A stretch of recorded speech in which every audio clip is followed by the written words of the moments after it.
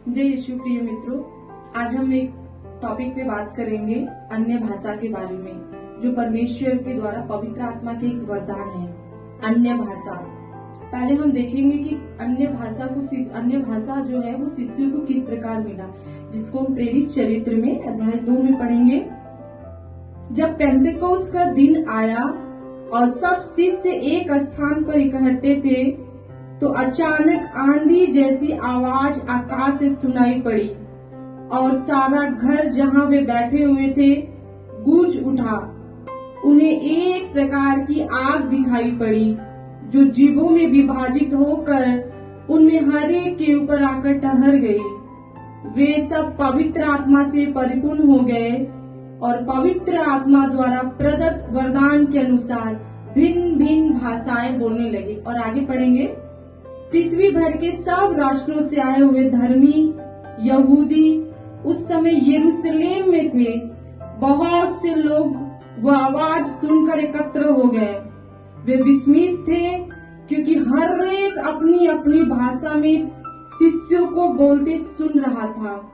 वे अचंभे में पड़ गए और चकित होकर बोल उठे, क्या ये बोलने वाले लोग सबके सब गलीली नहीं है?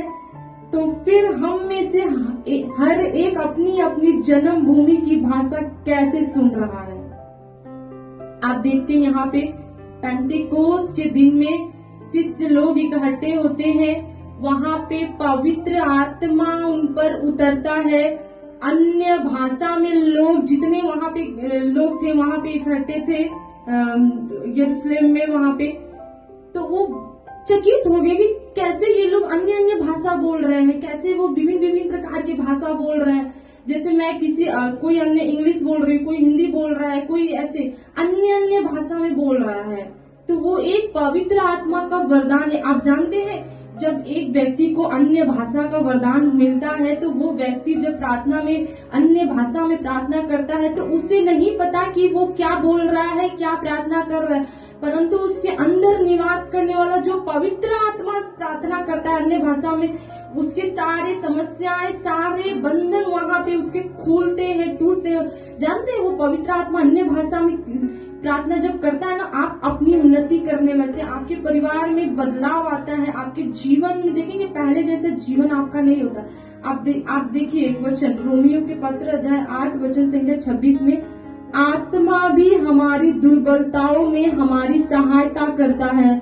हम यह नहीं जानते कि हमें कैसे प्रार्थना करनी चाहिए, किंतु हमारी अस्पष्ट आहों द्वारा आत्मा स्वयं हमारे लिए विनती करता है। यहाँ पे स्पष्ट होता है प्रिय मित्रों कि आत्मा हमारी दुर्बलताओं में, आत्मा हमारी कमजोरियों में, हमें नहीं पता प्रार्थना कैसे करना है, वो अन्य भाषा में हमारे अंदर से बोलता है। जब हम प्रार्थना करते हैं, पवित्र आत्मा आपके अंदर से प्रार्थना करता है, लगातार प्रार्थना करता है, तो आप देखेंगे आपका जीवन बदलता है, आपके सारे बंधन टूटते हैं, आप अपने जीवन में उन्नति को देखते हैं, आपका जीवन पहले जैसा नहीं होता है। वो पवित्र आत्मा हमारे अंदर से प्रार्थना करता है।